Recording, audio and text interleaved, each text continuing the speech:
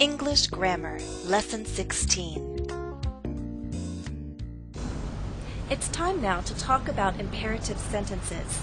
Sentences like, open it. The imperative uses the base verb to ask a person to perform an action. The imperative often is used as a command, open it. But we could also use the imperative to make a request. Please open it. How do we report imperative sentences? That's just one of the questions we'll answer in this lesson.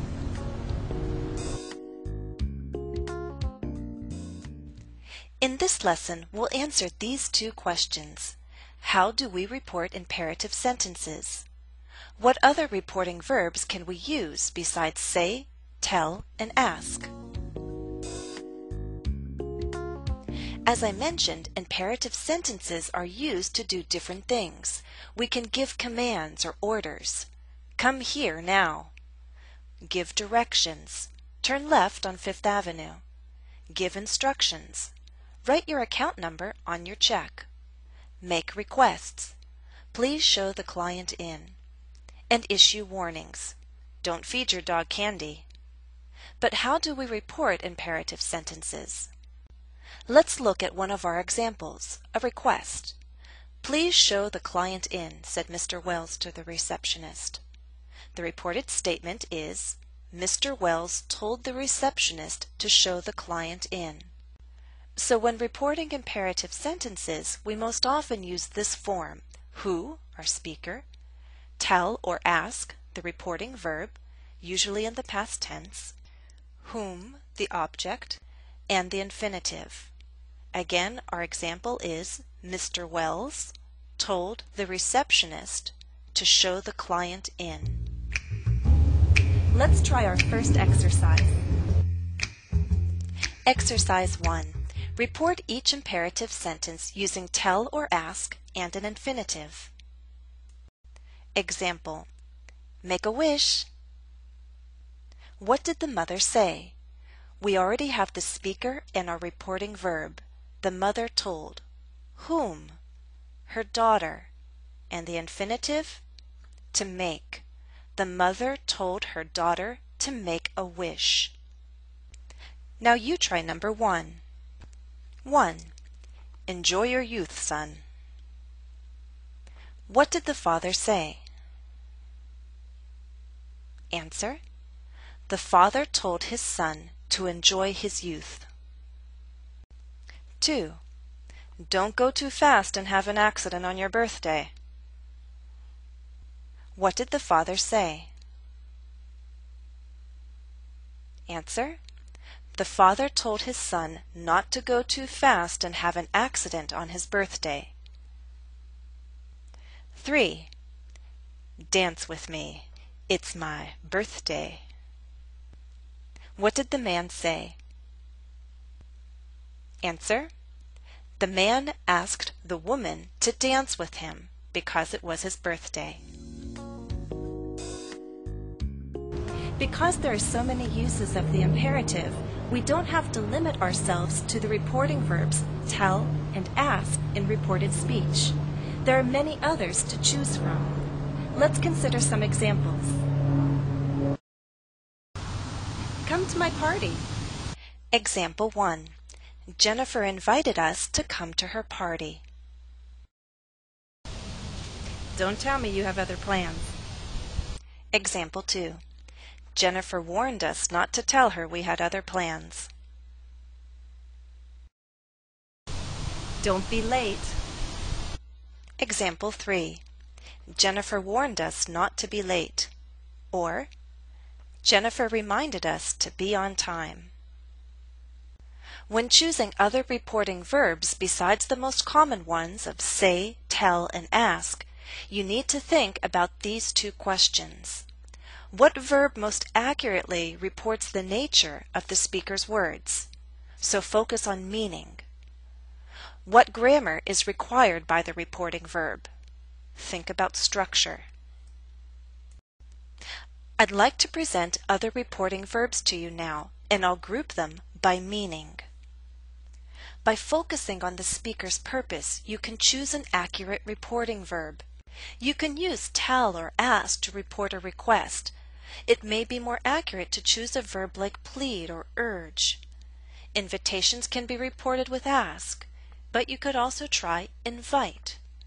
Commands and orders can be reported with tell. You might also choose command, demand, order, or wish to be more accurate.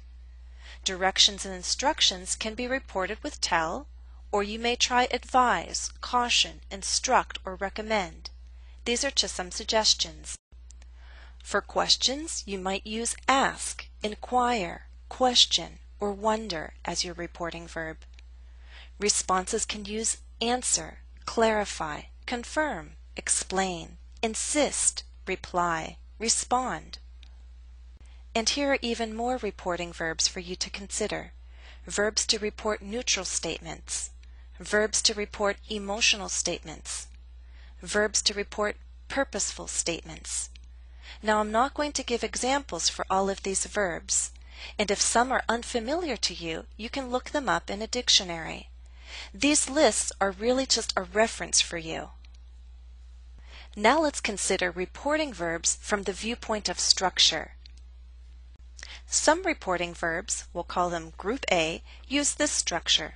It's the reporting verb plus an object, whom, plus the infinitive. It's the same structure used for ask and tell. Ask someone to do something. Tell someone to do something. Now you can use the structure with these verbs: advise, encourage, forbid, invite, instruct, order, remind, request, urge, and warn. Again, I won't give examples. This is just a reference. In Group B, we have verbs that are followed by an infinitive. Agree to do something, beg to do something, claim to do something, etc.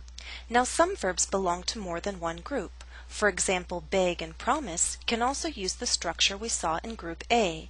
You can beg or promise someone to do something. And a lot of these verbs can simply be followed by a that clause, as in, she swore that she was telling the truth. In Group C, we have verbs followed by a gerund, the ing form of a verb. For example, acknowledge doing something, admit doing something. Advise is a verb that belongs to both Group C and A, so we can advise doing something, and we can advise someone to do something. In Group D, we have reporting verbs followed by an object, whom, followed by a preposition, followed by a gerund. For example, accuse someone of doing something. Other verbs in this group are blame, dissuade, congratulate, forgive, and warn. There are others. Again, these lists are not complete, but they're a good reference for you. In our last group, Group E, reporting verbs are followed by that plus the base verb. This is a more formal structure, also known as the subjunctive. It's very typical in writing. Let's use an example with propose. The manager proposed that all employees be given equal vacation time. Let's try one more exercise. Exercise 2. Listen to each statement, then identify which reported statement is most accurate. Happy birthday! Which is most accurate? A. Jennifer wished me a happy birthday. B. Jennifer requested that I have a happy birthday. C. Jennifer promised me to have a happy birthday. Well, the purpose of that statement was not to make a request or promise, but rather to express a wish. So A is most accurate. Why don't we have the party outside?